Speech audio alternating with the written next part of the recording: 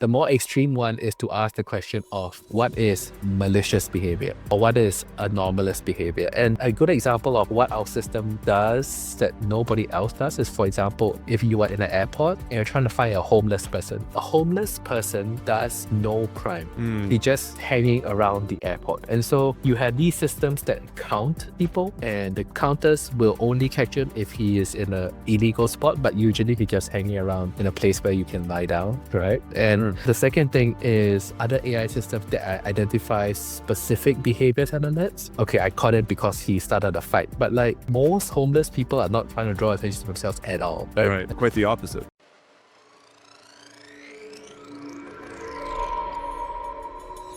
We're going through something absolutely historic. Technologies across the board are growing exponentially. It's a disruption that's going to completely redefine the way businesses compete. In the next decade, we're going to lose 40% of today's Fortune 500 companies. The exponential growth of computing is continuing. AI is nowhere near its full potential. Whether you like it or not, that the future cannot be stopped by anyone. Welcome back to the Future Tech and Foresight podcast. I'm your AI host, Mark Verbenkov's deepfake avatar, and this is episode number 206.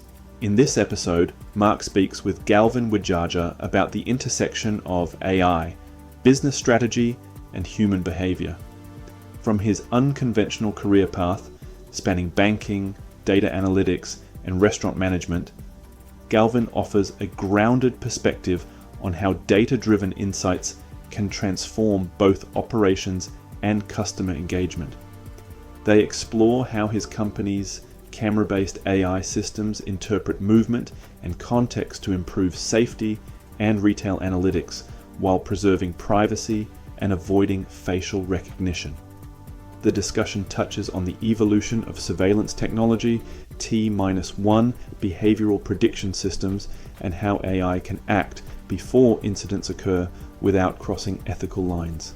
Beyond the technology, the conversation dives deep into the moral landscape of AI, from echo chambers and social manipulation to the biases still baked into datasets today.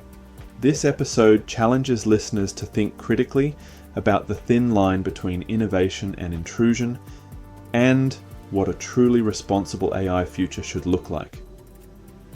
About today's guest. Galvin Widjaja is the founder and CEO of Loretta AI, a privacy-first computer vision company that helps organizations understand human behavior in physical spaces without relying on identity or biometrics. Under his leadership, Loretta has become a trusted partner to the U.S. Department of Homeland Security, TSA, U.S. Air Force, and major airport and defense agencies across Asia and North America. Galvin's unconventional journey into AI began not in a lab, but behind the counter of a quick-service restaurant he once ran for his father in Singapore. After early career stints in consulting, banking, and tech, a pivotal decision to reconnect with his estranged father led him to manage 3 migrant-serving restaurants. There, he learned that systems are only as good as the people they serve. That insight shaped his approach to AI, one built not just on precision and scale, but on empathy, equity, and lived experience. Well, hi there, Galvin. Thanks for coming on to the podcast today to talk about the interesting work that you're doing. Thanks for taking the time to come on and discuss. Thanks, Mark. No, I really appreciate it. Thanks for having me. Great. Well, the place that I like to start all my interviews with is how you got into the work that you're doing. So, we're obviously going to be talking about AI, security, behaviors versus, facial recognition and kind of some interesting stuff like that. What brought you into the space to begin with? Yeah. So I think I feel like I've reached a similar space from a different direction. It's kind of making differences, and it's kind of leading to a bunch of differences in the way that we do things. And so the background of me and of our business is that initially I was working as a data person, right? So I was working as a bank data person, pretty standard. But the thing that happened was that I took over a restaurant chain. What ended up happening was my dad, who is Indonesian, he had set up a restaurant chain in Singapore. There's a lot of law around this, but essentially he set it up in Singapore to be close to me and my brother because our family divorced a bunch of years ago. And he had given up on his employment pass. And so at the last minute, he's like, Galvin, you are the businessy son. You have to take over the business right now. And so I signed it over. I went down to the restaurant and I was like, oh, well, a lot of stuff here is on the edge of legality, like not exactly fully legal. And this is important because it meant that I had no choice but to dive headfirst into it. A lot of people, when they take over a restaurant or business or something like that, they don't really have to get into it. Like I have a fully fulfilling day job, but I did that. And it was really interesting because it's kind of the opposite of what I was doing in my day job. In my day job, I was one of the most cold and calculated kind of functions, which is I was automating. My project that I was doing was designed with an internal calculation of automating 80% of the manpower of the bank I was in, 80% of the operation. So so my day job was firing essentially 6,000 people, or not firing, Making they call redundant. it, Yes. make it Yeah. redundant. Yeah. It was such an extreme project that I remember when I left and I came back a couple of years later, the last few people were building the process that would automate their own jobs. Yeah, that's crazy. Like super dystopian. Super dystopian. But yeah, so that was my day job. I was in the evenings I ran a restaurant chain that was kind of a very ethnic restaurant chain.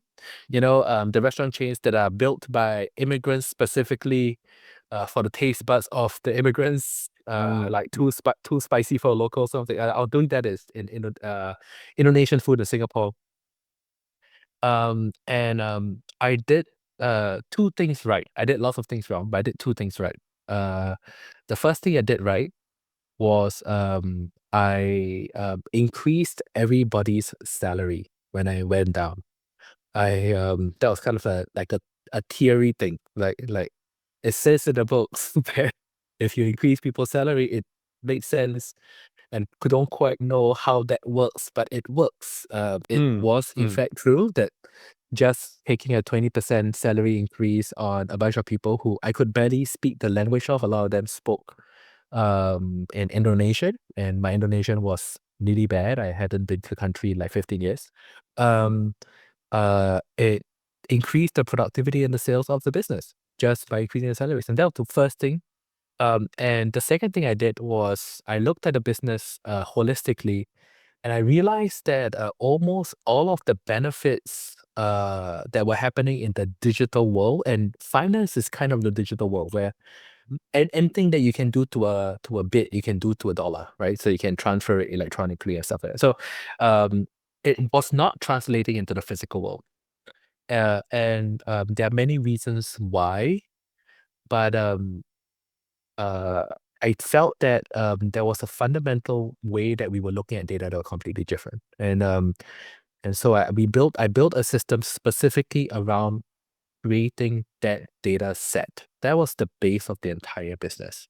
Fast forward a year and a half, another really funny thing happened, which is my brother is 6 years older than me. So he's like 45 years old this year. And he is a perennially single, perennially high-flying individual in Singapore. And he is so single and so high-flying that the government has stepped in to matchmake him with other. That's very, very interesting. Very different from the West. Yeah. So the government has something called SDU, the Social Development Unit, which is designed to build continuity around preferable genes. Okay. I won't comment. I'm just gonna say it's interesting. There is a term for that. I'm not gonna say. But yeah, it's part of Singapore culture, and so one of the people that he was connected with was the head of innovation for a big shopping mall company. And that date didn't go well, but when they were running out of things to talk about, I was referenced. And I did a project for a big shopping mall chain, the largest in Southeast Asia, to analyze all the ways that they do marketing data. So how does a shopping mall see customers, and all the ways that they calculate and analyze that. And all that did was it validated that my hypothesis built in a small little restaurant is 100% true. Essentially, the largest loyalty program in Southeast Asia has 1% of all the data of the people in the mall, which essentially translates into it is absolutely rubbish. Yes. So we're like, okay, the data is going to be the key thing. And it's almost like the entire company is an excuse to create and to analyze the data. Interesting. So Okay, so then this fast forward brings you into an AI company that is understanding the behavior of people through cameras rather than facial recognition or biometrics, which I think is the interesting part of this, because to me it sounds like an evolution of tracking, of monitoring, etc. Yeah. There is two parts of that is that kind of ties into the story. One is that because I worked in a very physical business, I have found that in talking, so AI company CEOs talk to AI company CEOs a lot, right? As you might imagine. And so I have found that um, the level of respect that we give to the individuals is not something that is widely shared. I don't think, I think a lot of people who have spent their entire life in a corporate white collar environment have this very weird lived experience where they don't actually interact with the data that they are analyzing. They are not part of the data that they are analyzing. And so, and so because of that, it seems very distant. And I think I have found it very personal. And that is a reason why we built our system not just to be non-biometric in the words that you say on the ground, which is very easy to do, but we built it in a way that I like to joke, if the government steals the server, they will still not know who you are. So it's built so that you could not reverse engineer the biometrics into it. I think that's one important thing to it. Yeah. And the second thing is kind of the secret of the data difference between the digital world and the physical world. And the secret, I think, is actually the cookie. So the cookie is something that happens in the digital world a lot, which essentially is if you enter a website, it puts a little byte in your laptop, and what it says is this is the IP address of Mr. X. Mr. X is an anonymous ID, but it has your entire journey attached to it. That is why if you are scrolling through Amazon in incognito mode, they still know a lot of things about you, right? The thing that a cookie does is it is what has been until recently been called an agentic data set. And agentic not in this cool rubbishy modern AI agentic, but agentic in that it is agent-based data. That means all of the data points are associated with an individual. So these are all attached to me, right? So it's not like and if you, why this is important is that this means that rather than say hitbox, right, 100 people looked at this, I can say things like people who looked at this went deeper and people that looked at this went away.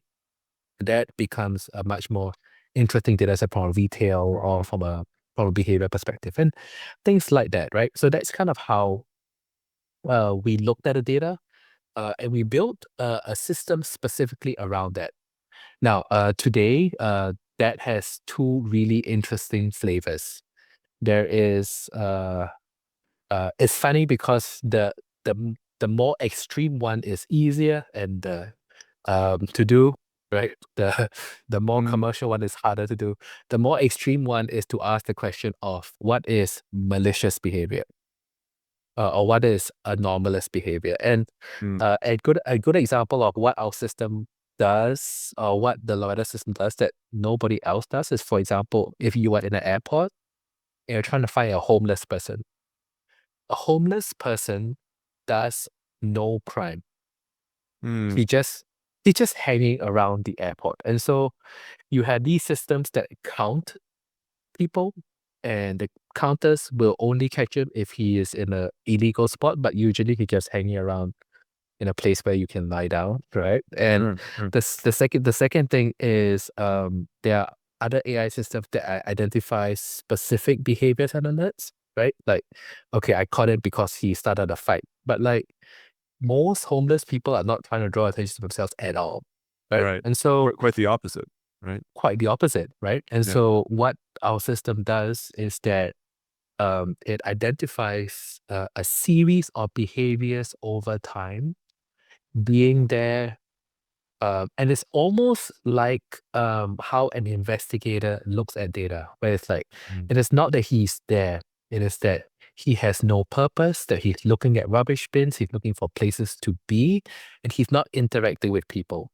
Does it mean he's a problem? I don't think he is a problem, but you should know that he is there for a different purpose than other people are. And so, with that in mind, the two things that I really like about this system is, well, three things. One is, it is what we call a T-1 response system. That is, a malicious person or a behavior is identified before they act.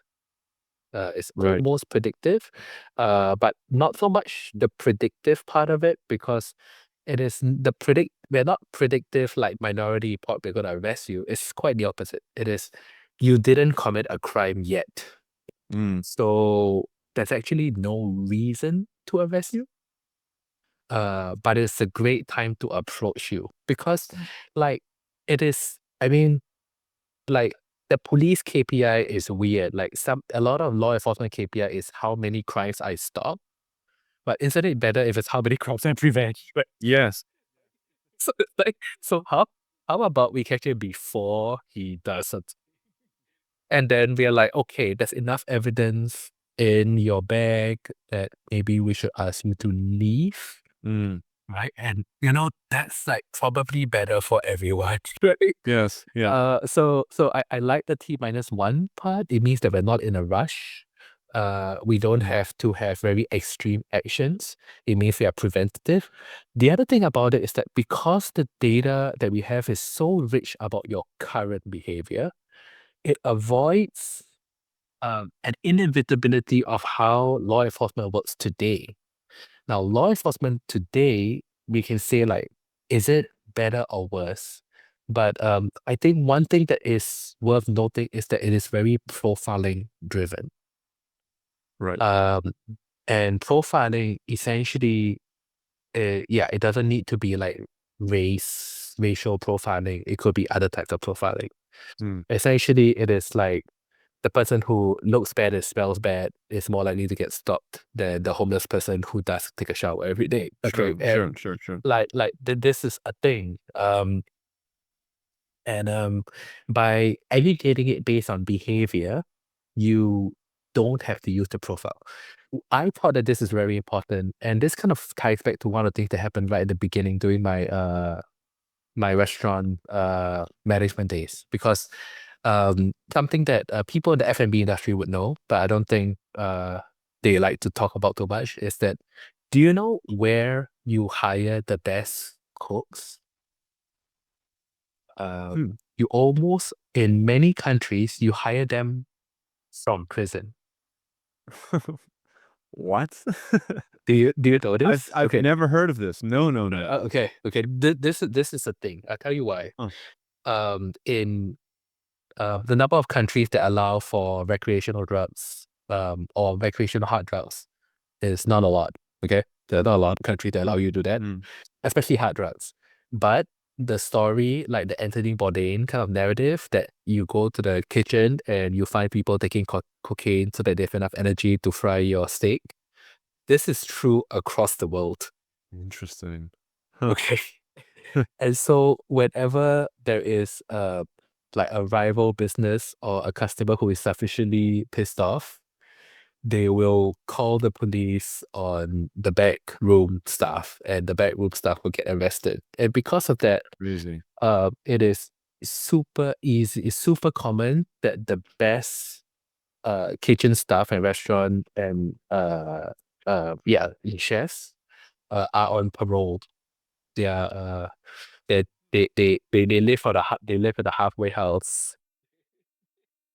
It's also, by the way, it's also the best part of them. It's also the best time because it's also the only time where you can guarantee that they are clean.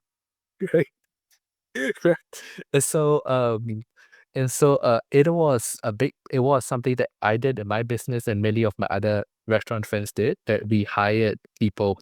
We would go down into Singapore's maximum security prison, okay, in a bus that the police manages, right? And then we would hire people who are going out on parole, because you need a job to go on parole in Singapore and in many other countries. So we hired them then, right? And they were excellent. And the thing that made them trust me as a manager, and what was very important, is that I knew their past and made it very, very clear that nothing they did in their past affects what you're doing, how we treat you today. That is impossible if you are profiling. Sure. Because of profiling is not just the racial stuff and all that. Yeah, you can't change that. But you also cannot change your past. And that's very difficult, right? Because it means that there's always forces pulling you back. Or the other way around, right? Forces pulling you forward, even if, I know, your parents are super successful and you're a dumbass, like, there's still force you. Okay, so one of the things that I thought was really interesting is that you're able to put this this system, this tool, into existing cameras, right? So Yes. it's more of like a software update than, buying a whole bunch of hardware and plugging it in kind of all over the place where this is required. Yeah. So does this mean that theoretically, like, I think there was an example of like retail malls, for instance, right? Overnight, they could go from older generation cameras to your system, and the data that the mall could be gathering on customers could be kind of immediately done over the. I mean, you tell me how long it's going to take, a couple weeks, a couple months, and then that retail store that mall would then be able to implement the knowledge and improve their mall. I don't want to say overnight, but in a very fast iteration. Yeah. So it only takes a couple of weeks to put in the system. And a big part of that is just making sure that, malls are very, very old IT systems. And so it's actually that is the biggest bottleneck to getting the system on. Our system is not a black box kind of black magic system. It's kind of 3 distinct steps, right? Step 1 is what we call is the connecting of all of the cameras into a unified system. So every camera will, if you walk by a camera and then you walk by another in the past, you will have 2 numbers, one that goes 0, 1, 1, 0, and then the other side will go 0, 1, 1, 0. Like, okay, so what? And what our system essentially does is it says the person from here stayed for 30 seconds, went over there and stayed for another 20. And so then your narrative starts to get built up over there, right? Over the time you spend in the mall. An average person in the mall within our system creates a single data point with about 15 minutes of data. A single data base, an entity, about 15 minutes of data, roughly about 15 100 to 1,500 to 2,000 data points connected to that person. So, and then each person has one of that. And then how do you change the mall? So the way that we should think about it is a bit less about how fast you can change the mall. And there's a little reason for that. Right? So there is a mall is a very interesting thing. It costs a lot of money to run a mall. There are lots of things that happen. Sure. It only earns money from one thing, or maybe 98%. 98% is rental. 2% is marketing placements. So sticking your labels on the escalator and stuff. With the marketing placements, well, we can turn it from 2 to 6 or 7%, which is great, and it's mostly around validating the data.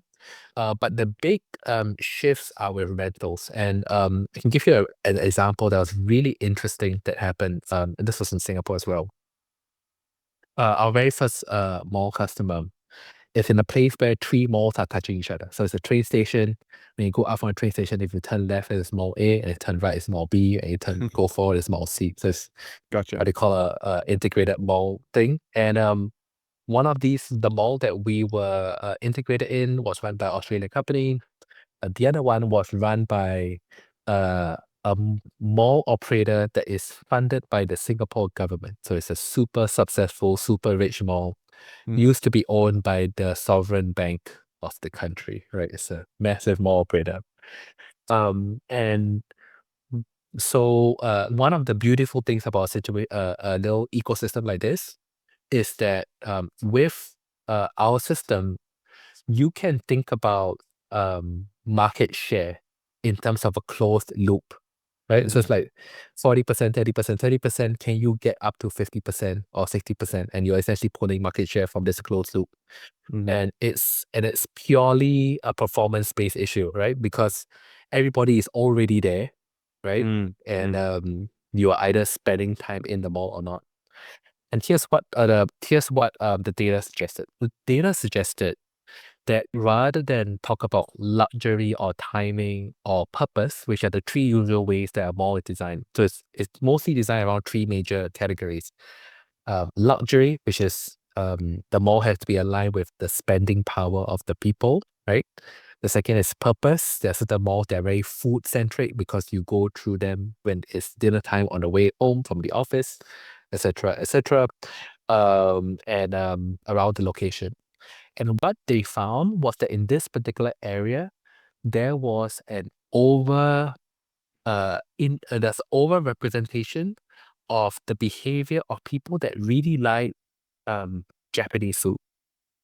And so it's not that they like Japanese food, like, oh, they go to the Japanese restaurant is a bit more popular, but the same person spends more when they eat Japanese food. Gotcha. And so they kind of are willing to spend. So it's one of the things to remember in retail is that it's not about how rich you are.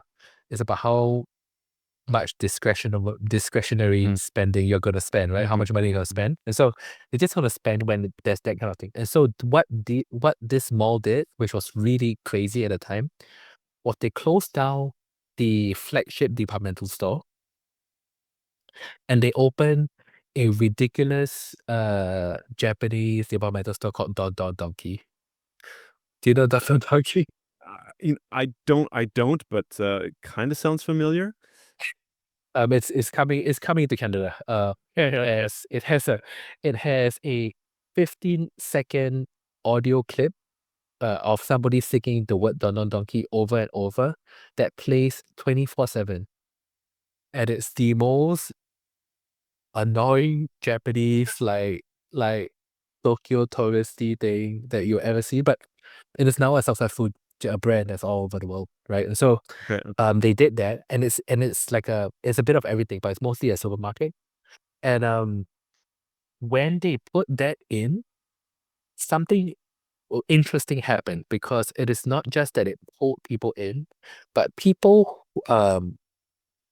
who went to Don Donkey spend more on other things. That is to say, they had created that critical mass of a particular type of interest that people were going there to fulfill their Hmm. their spending needs. One of the beauties about doing something in retail is the more you spend, the happier you are. It's also true that the more places you spend money, the more likely you come back to that mall. Right. So if you go to 4 units, it's usually the critical mass. So you go to 4 units, the odds of you finding the same 4 stores in another mall is so low that you almost always have to come back to the same mall. You know what I think? So yeah. And so it pulled in so much more customers that it went from 40 across the 3 malls to 17, 70, 15, 15. Oh, wow. That is to say, they essentially pulled in half of the customers from the neighboring mall that was attached. That was enough to almost bankrupt the other mall. It almost turned it off. So the numbers and to think about it from a business perspective, a mall's revenue becomes its rental. Its rental becomes its value. The value gets multiplied based on the magic of REITs and finance into the valuation of the company. So Hmm. the company itself essentially was successful. So this particular company is called Lendlease, and Lendlease had closed down every single other operation outside of Australia, except for Singapore because of this one mall. And there's a thing, yeah. This Yeah, no. So can I jump in here? Also, paying attention to the time here. I did not Yeah. think the conversation would go down this path. So I definitely want to ask you this. Yeah. To me, it sounds like, and this is a trend that has come in many other episodes, is companies that aren't using AI are going to get left behind. They're going to be outcompeted, and it's going to happen quickly, right? So that, I think, Yes. everybody kind of has an understanding of. But part of the implementation of AI kind of there's a parallel with social media, right? Like, I'm sure you've heard of, there's entire design teams in Facebook and Instagram and whatever, in order to place the buttons in the specific place, in order to figure out how rapidly you can scroll and how many, like, the colors and the like button and all this kind of, like, I can't remember the specific term, but it's modifying the experience so that you stay on the app for longer, and that's where you get into these Yeah. dreaded cycles where you're just scrolling, doom scrolling, I think it Yeah. is. The doom scrolling. So, but that is a purely online experience. From what you're saying, and I know it sounds a little bit negative. I don't want to go there, but it kind of sounds like with the implementation of AI in malls or restaurants or in other different kind of Yes. businesses, you're kind of hacking the psychology of a population, enabling a business to, I don't want to say doom scrolling, but you're drawing in that attention and enabling that business to grow. Is that kind of what we're seeing? And I know this is a larger topic here, but it's such an interesting point. I would say, in many ways, it is the case. Mhm. So I guess the question that I will ask, one of the questions that you might want to ask yourself is, what is the basis of the doom scrolling in the first place, right? Because I think there's a part of that which is the personalization drives this natural comfort with that particular activity, right? Mm. It's like, it's built for me. I'm very comfortable here. This is my safe space. And also it's the nature of those particular types of content. So it's like when you're on Instagram, you're scrolling through content messages for you. Right. Messages. And I wouldn't, I mean, there's a lot more nuance to it, but I think let's just simplify, because I think all social media has kind of broken away from friend feeds and into essentially content designed for individuals, right? Yes. Yeah. And we're kind of there. I guess the two things what I will ask myself is it the customization that is the problem, or the customization and enabler, and Mhm. the feed of constant content built for you being the problem, right? Mhm. Because Mhm. I think that's the way that, to me, that might be the way I think about it. Because is the customization a problem? I don't think so. But I also think that that is definitely where we are playing in. And I also think that perhaps if customization itself appearing in different parts of your life may not necessarily be a bad thing. If there is this very utopian version of it that says it pulls you away from this particular form of this customized experience because now we can experience it in other things that are a lot more healthy, like going to the park, but also a customized experience. There is also this other part of it that says that you are becoming isolated into your bubble, right? And kind of you're getting kind of your beliefs are being reinforced. Yeah. And And that echo chambers. the echo chamber is definitely the issue. And I think the thing that is much more dangerous than the echo chamber that we don't really talk about is the fact that these echo chambers are evolving. It is not that easy to put you into the echo chamber, but when the echo chamber is moving, it is easy to bring you along, even if you're not in the center of the chamber. Right. Okay, so Right. so I mean, I give you an example. So myself, right now, I'm living in Austin, Texas, right? And Austin, Texas is what they call the blueberry in the tomato soup. Yes. It's a great analogy. Yeah. And there is and one of the things that's interesting about this place is that there are strong beliefs on both sides, and they don't push that hard on each other to change. And it's kind of odd to me because I previously came from the East Coast, Boston and New York when I was there.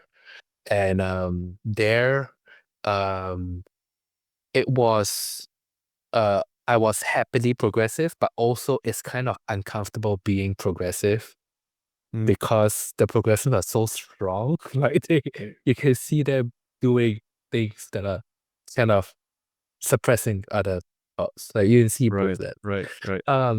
And here you can start to see how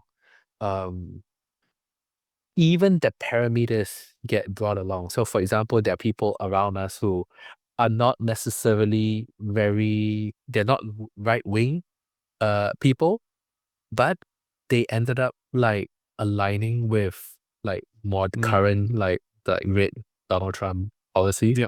Kind of unique in a way, which they probably wouldn't have. And so what happens is that it's like you're not getting pulled along, but like the friction is shearing your ideas in a direction. It's kind of bending you. And so we kind of see a lot of that in the physical world and in kind of the business world that we're talking about. I think that will also happen. Yeah. Super interesting. And we haven't seen it yet.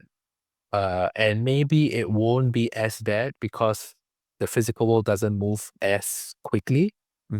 But the thing is that the thing about a physical world that is much more frightening is that it is nearly impossible for a person who lives in a place to not see the place that they live in as the norm. Right.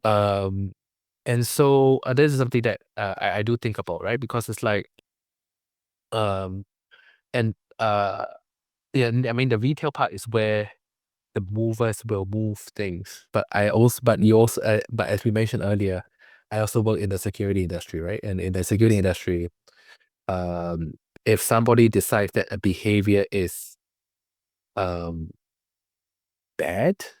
like straight bad, and not just an anomaly or different, that's going to be a problem. Yeah. I mean, who's making the decision that that behavior is bad, and what is that behavior? Yeah, I think maybe that's another conversation for another time because it can go down quite a deep rabbit hole. Yeah. I did want to ask you, and I noticed that the time is going down here, about the bias in models, which I guess is kind of connected to what you were just saying, right? If there's a bias towards a certain behavior being bad versus not, like how do you guys deal with that in the tool that you're creating? So So a couple of things that is worth thinking about. So the US NIST, the Institute of Science and Technology, created a computer vision facial recognition index about 4 years ago. Mhm. And 4 years ago is 2021. 2021 is pre-Chat GPT, Mhm. right? And the best 10% of models then had no racial bias in facial recognition, Mm. even though facial recognition is the easiest place to have racial bias. In fact, uh, facial recognition is so problematic. Initially, it was so problematic in the bias era that it wasn't even that the data sets were just uh skewed, right? So there were more white people in the US data sets and there were more Chinese people in the Chinese data sets. There was another very silly but real problem, which is that darker skinned people had lower RGB values, like they were dark. Like the number is closer to 0 because 0 is black and 255 is white. Mm. And it had less signal. It really had less signal. And so Mm. we were like, what does this mean? It was so bad that when we were running models in the earlier days, and in Singapore, they do the retail side does check whether you are Malay or Chinese in the racial component. If when you were in a darker place, people were more likely to be just identified as a different darker race. It was just, in fact, the lighting of the. So we identified, and so how we found this out was really funny, which is that in the basement, it said that there were more dark-skinned people in the basement than on the first story on the same mall. Mm. But we were like, there is no way this is true. The only way to get into the basement is from the escalator of the first story. So how do you even speak? So like it's clearly the same people. Yeah. So yeah, that is so what I'm saying, fast forward to today, that form of bias is to some extent gone. A lot of that is largely diminished. The two things that are happening right now is that there is a handcrafted bias. There is a non-specific handcrafted bias that is coming in, and then there is a historical bias. Both Mhm. of these are not the AI components, but the components that sit around them. The handcraft, what I call the so-called handcrafted bias, is where a person uses the word diversity, for example, Mm. in a Mm. thing, and which is diversity is fine, but the thing is when you go online and you Google the word diversity, what Google search does is it kind of narrows you to the things that are not things that are diverse, things that are about promoting Mm. diversity. Mm. Okay, Mm. things that are promoting diversity are not just diverse; they are very specifically pro. Right, so it is a thought process. It is a specific point of view. Right. Um, what you would want to do instead, the longhand version of it would have been, for example, to classify all your data and to equally split it up, or to do alterations in the historical weighting. So that's where the second part comes into. So for example, a bit of one of the secrets of these AI facial recognition systems and these kind of behavior classification systems, is that it is not an AI trying to put a label on you. That's not what these modern systems do. What these modern systems are really doing is something very different. They are doing something called a clustering. A clustering is I place in a cloud of detections, a cloud of AI signals, um, points that mean things. You think about it like a map in a computer game. Like if you're playing like an RPG, like The Witcher, and you're like, if you go to the north, you will find the winter giants, right? So there's a map and then there are little things, and they're like, I will take your class and I will throw it there, and if it appears near the north, it says that you Widjaja, right? And so the problem with that is that the original points have history in it. And so you have to kind of try to revert the history out of it. And should you even do that? Should you even do that? I don't know. Can you do that without having an opinion of your own? I don't really know whether you can do that either. But that's where things get very complicated. I think there is an answer to this that is much more nuanced radical transparency.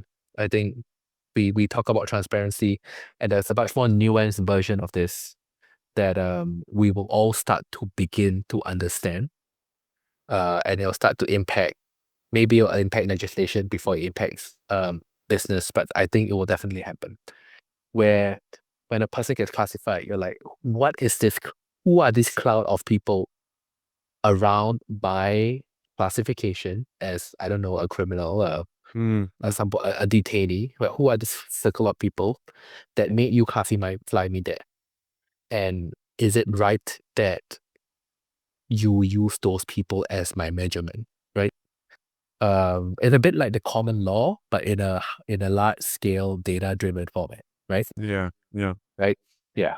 That's This what we're doing. absolutely needs to be figured out before we rely more and more on these AI systems to make decisions for us, right? As a society, you can. I mean, Minority Report is one of the best examples here, right?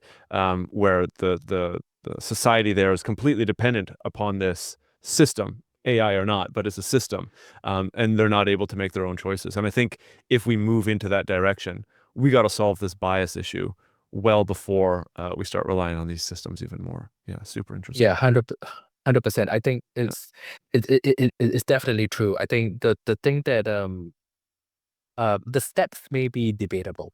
Like what happens first is a question. But the point where there should never be a point where AI weakens our ability to judge. I think it should only enrich our ability to understand the situation. If we do that correctly, then we can work hand in hand with the system, and things will go well.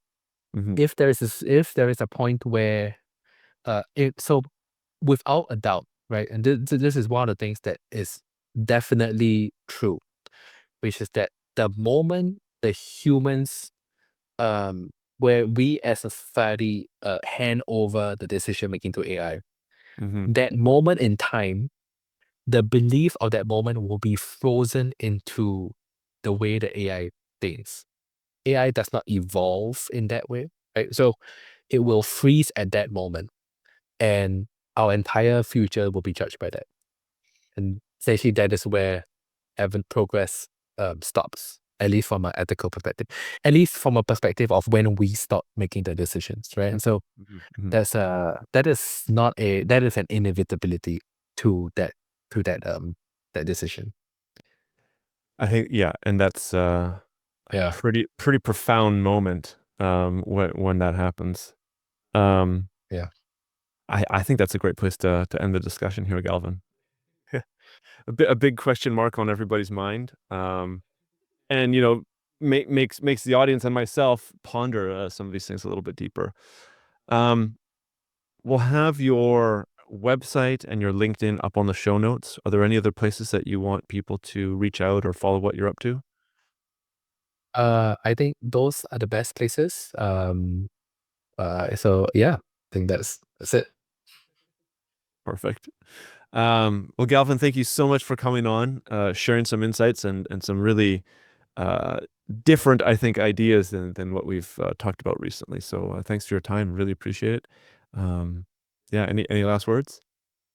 No, thank you so much for having me. I think this is an important conversation that is definitely going to accelerate very quickly. Yes. One of the things that I talked about in a couple of other places, which is that there is a dream that a lot of people have right now, which is having a companion robot, right? Embodied AI, a robotic dog, or whatever. I'm gonna one of the main reasons why we are pushing these things so hard right now is that when the robotic dog comes into your house, right? The dog's eyes are not wide enough to know what's going on. And so there will be sensors like your CCTV cameras and so on, your Echo, feeding information to the dog. At that moment, the choice, the option of you holding your data is gone. It's a question of whether the people who are providing it care about your privacy, they care about your data or not, right? And so when that moment happens, the state of the world will be frozen into that, right? It's Right. because Right. it is the infrastructure of embodied AI in your world is your privacy, is your data being handed over to it. It is part of the infrastructure, right? The day you turn on your phone, you no longer have a choice of not being near a 3G tower, right? It's the same thing. And so, it is coming. It's something that we should think about. Absolutely. Yeah. There's some profound ideas that I think all of us, and this is also why the podcast exists, to bring about or to bring on people such as yourself that are thinking about this and to share it with others that know that something's coming down the pipeline, but maybe aren't super clear on all the details. Yeah. Crazy stuff. Well, no, thank you so much. Yeah. Thanks again for sharing. Really appreciate it. Thanks. Well, thanks for listening to this week's Future Tech and Foresight podcast. If you like what you've heard here, there are, of course, a number of ways that you can support the podcast. The best way would be to leave a review on Apple Podcasts or give a rating on Spotify, which you can find a step-by-step explanation for on the futuretechandforesight.com website. Alternatively, feel free to leave a comment either on the episode show notes or the YouTube channel where you can see video recordings of the interviews. And finally, if you are part of an organization that is aware of the disruptive and transformational impact that emerging and future technologies will bring and want to know more, please get in touch to hear about the strategic foresight services that we offer and how we can help future-proof your organization and take advantage of the phenomenal opportunities available to survive and thrive in the future. A lot of future-shocked people and future-shocked institutions in our society are simply overwhelmed. Once there is superintelligence, the fate of humanity may depend on what the superintelligence does. Science fact is catching up to science fiction. The first truly intelligent machine will be the last invention that humanity needs to make. The only scarcity that will exist in the future is that which we decide to create ourselves as humans. Within a 10-year design revolution, we can have all humanity living the highest standard living anybody's ever known. Progress is accelerating at an exponential pace, and it's going to reach a point where progress is so fast it's going to be a singularity. We are probably one of the last generations of Homo sapiens. Every single headline points to the birth pangs of a Type 1 civilization.